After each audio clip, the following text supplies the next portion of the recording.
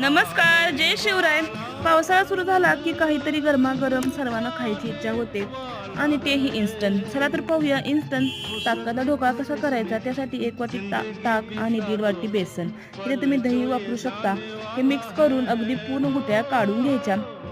त्यानंतर 1 चम्मच गरा, आलं लसूण पेस्ट, चवीनुसार मीठ आणि हळद घालून पुन्हा एकदा छान बॅटर 10 ते 15 मिनिटं फेटून घ्यायचं. त्यानंतर 2 चम्मच तेल, अर्धा चम्मच सोडा, अर्धा चम्मच साखर आणि अर्धा चम्मच हिंग घालून पुन्हा बॅटर छान फेटून घ्यायचं.